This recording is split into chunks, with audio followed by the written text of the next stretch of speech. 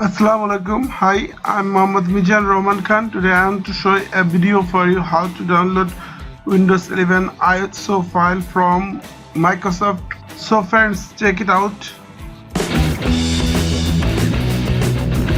First open a web browser. Just write on Google Windows download and click hit enter. First link. This is actually Microsoft Windows ISO file download link. Just click on. Now scroll down.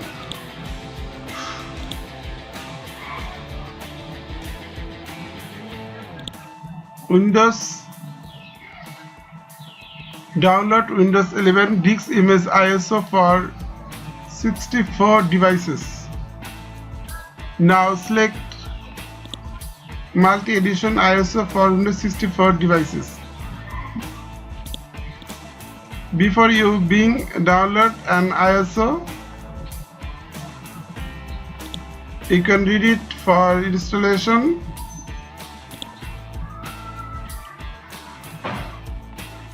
Just click on download. Wait. Choose your language.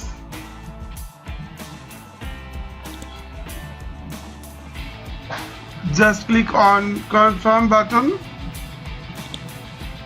Wait.